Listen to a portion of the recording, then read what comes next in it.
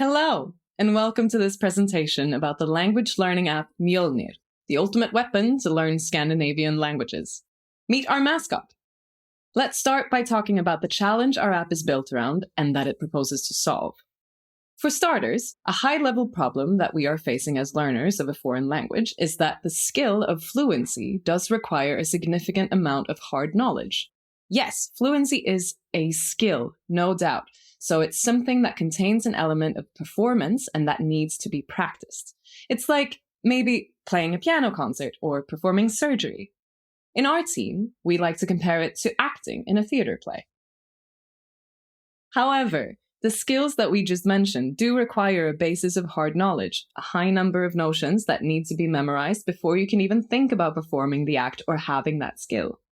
Back to our theater metaphor. This knowledge would be knowing all your lines in the play, otherwise you can't really act with your fellow actors. The skill of fluency in a foreign language is the same. It requires extensive, objective, hard knowledge of pronunciation, grammar, and vocabulary. These are the three distinct buckets of knowledge whose notions really give you the ability to speak, listen, read, and write in another language. So, we set out to find an efficient and effective method of acquiring the knowledge needed. But firstly, what is the knowledge needed for, say, fluency at the B2 level? Well, we did extensive research, and you can actually put the finger on it. It is about 55 pronunciation notions, about 70 grammar notions, and the 3,000 most frequently used words, which is a stat common to many European languages. With this in mind, our app aims to revolutionize the process of acquiring the 3,200 notions needed for the B2 level. More specifically, we offer professionally reviewed flashcards with audio recorded exclusively by native speakers, coupled with a solid memorization mechanism called spaced repetition. In other words, Mjølnir aims to combine the advantages of three different approaches: textbooks, which are complete and reliable, language apps, which are interactive and engaging, and memorization tools, which are very effective and efficient, assuming you can actually figure them out. As you can see, we aim to offer the best of these three approaches to self-study, but we believe we can also be an ideal companion to classroom learners. Now, we want to show you how we have approached product design. We wanted to test our theoretical premises, the ones that we've just exposed to you, against the experience of actual language learners in general, and app users specifically. Therefore, we ran a survey among expats and learners of Norwegian, Swedish, and Danish. We covered about 45 nationalities, an age span between 18 and 50, and some of the questions applied to up to 320 respondents, which we believe was a large enough number. We asked them about their journey of learning the language in general, but also about using existing apps, such as Duolingo, Memrise, and Babbel. But most importantly, we have put what we've learned from the survey into our app, Mjølnir. Now, we'd like to show you 4 aspects of our app whose design was underlined by the survey feedback. A first point is that we're not playing games with our learners' time. What does it mean? We proposed some statements regarding gamification to our survey takers, and a first takeaway was that people admitted to learning to play the game more than the actual language.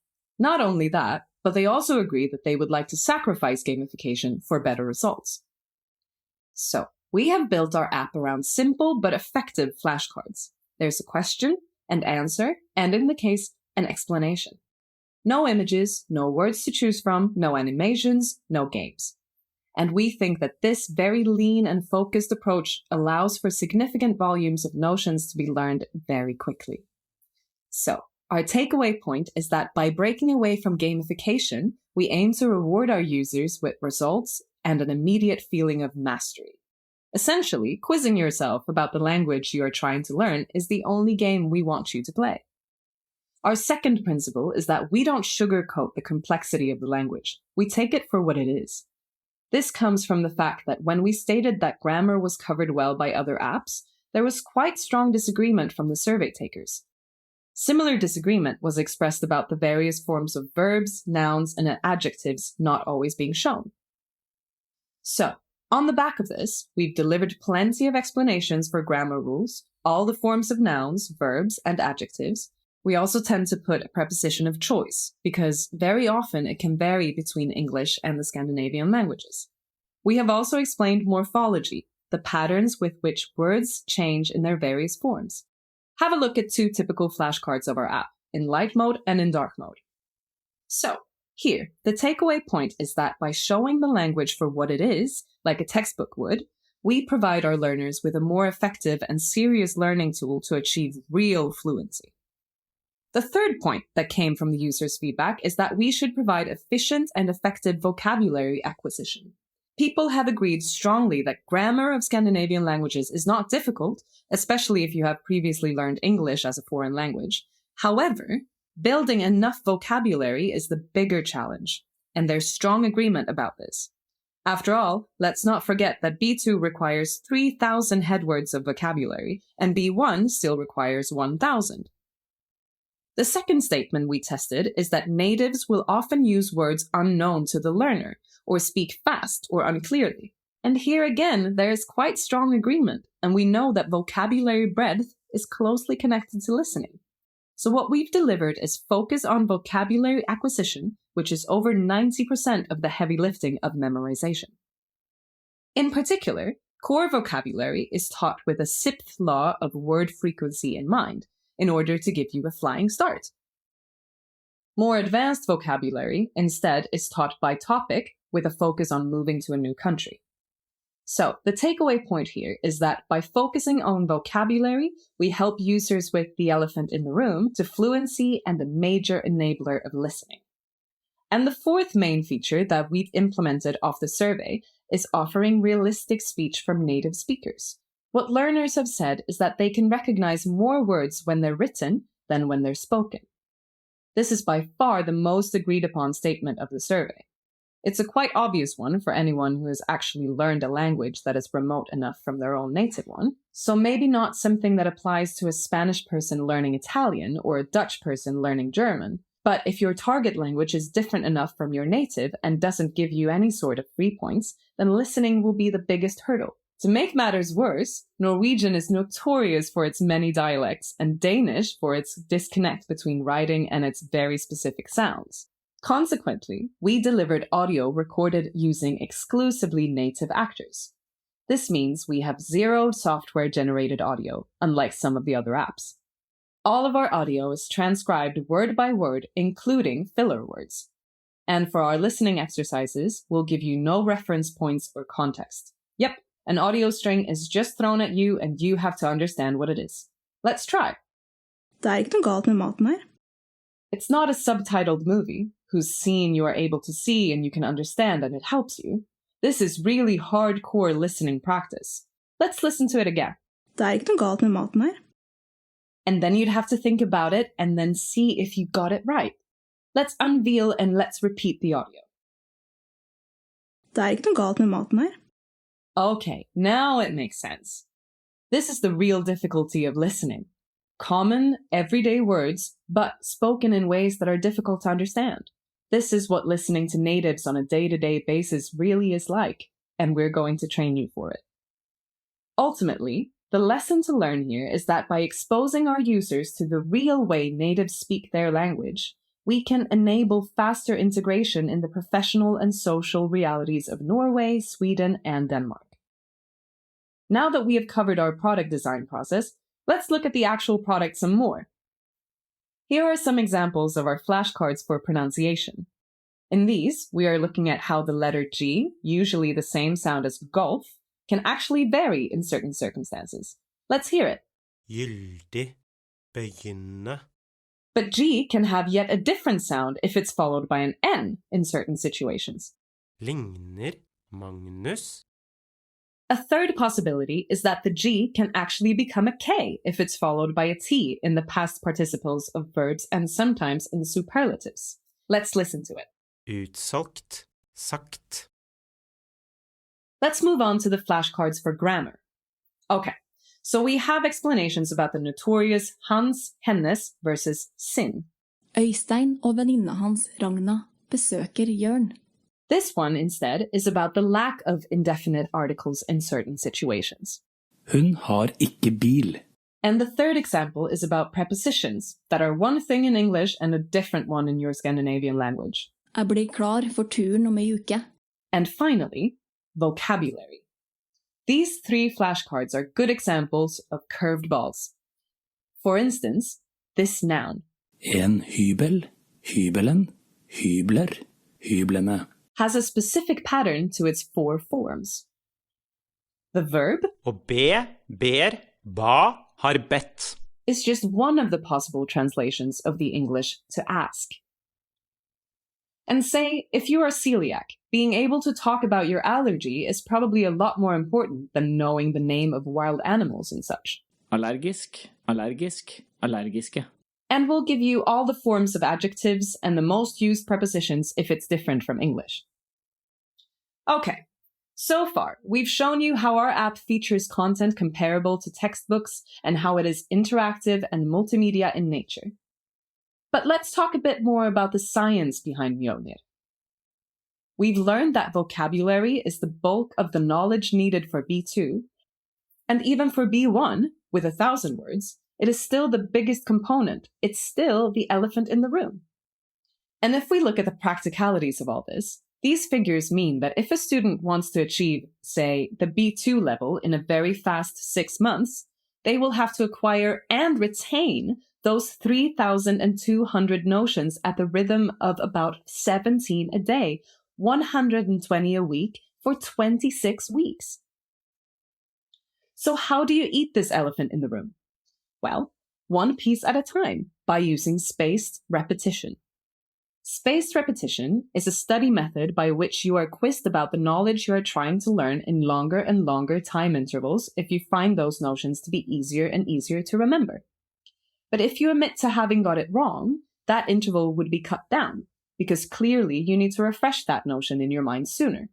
Spaced repetition is based on an empirical finding that humans learn notions more easily when these are studied a few times over a long period of time, rather than studied repeatedly in a short period of time. This is a quote attributed to Hermann Ebbinghaus, an Austrian psychologist who first described the learning curve, but also the forgetting curve.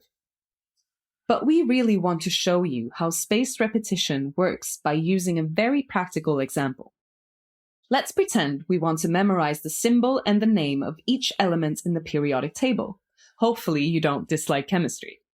So, the traditional way to memorize all the 110 or so elements might be to write them down by hand, symbol and name. And then you might get a book to cover the answers and test yourself. Maybe start over every time you get one wrong, or mark the ones you get wrong. But what are the guarantees that this is a good and smart way to tackle this undertaking? And anyway, 100 notions are about 3% of what we need for B2. Just 3%. Instead, now we want to show you how this would work with spaced repetition. Let's imagine we start from a certain symbol, such as O, which is oxygen, as you might have guessed from O2, CO2, etc. We can consider this so easy that we don't even want to see it again. We just know it. And that's what we'd tell our spaced repetition software.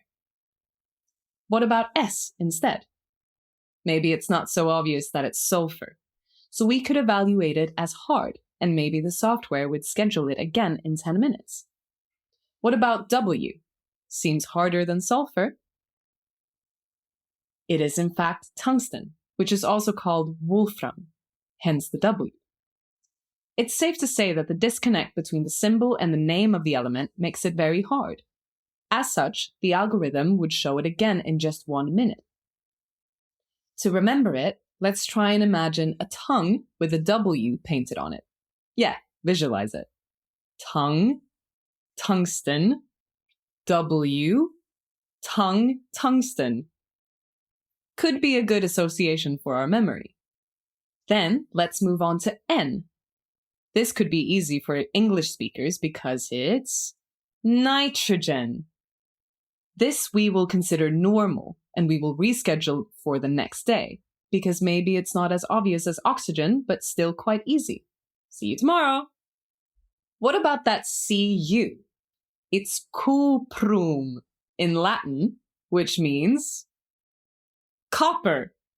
There is some connection between the Cu and copper, so we'll give it hard and see you in 10 minutes, like sulfur.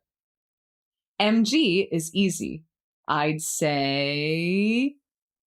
Yep, magnesium, popular in supplements and the like. Easy, see you in 2 days.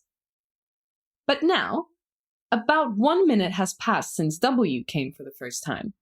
Can we recollect it? What was the visual cue again? Let's try. Tungsten. We hope you managed to remember it. Maybe now it feels just hard, not very hard, and we could try to review it in 5 minutes. So, this is how you would apply spaced repetition to a memorization task such as learning the symbols and the elements of the periodic table. Not bad at all, right? We really wish we had this in high school and for university. However, does spaced repetition really work? Well, you don't have to take our word for it. There is plenty of evidence. First and foremost, an illustrious institution such as the Harvard Medical School has been using it for over 10 years. They say, what we have found is that spaced education is remarkably well accepted by learners, from students to practicing physicians. We know it works. Other websites have bells and whistles, but nothing to prove their efficacy. We have that. Spaced Rep is also part of the teaching method of the Chessable.com platform founded by the top-ranked chess player in the world, Magnus Carlsen. This is how they explain it. Get the chess move right, and you won't see it for a while. Get it wrong, and we know it needs some work, so you will see it again soon.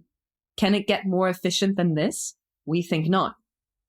The combination of flashcards and spaced repetition has been covered by the Wall Street Journal, who explain how each flashcard is repeated at intervals based on the degree of difficulty for the user. The hardest items come up for review within a few hours or days, and easier ones are repeated every few weeks or months when the user may be about to forget the answer. It's been covered by the Time magazine, again regarding medicine studies. They say that the theory behind spaced repetition is simple. When we first learn a fact, our memory of it is volatile, subject to change or disappearance. But exposing yourself to that same information multiple times over weeks or months fixes it firmly in your brain. Probably more relevant to us is a report by a teacher of Spanish as a foreign language to English-speaking school students. Spaced repetition threw a lifeline to the struggling students and was basically Henry Ford's assembly line for the already performing and motivated ones.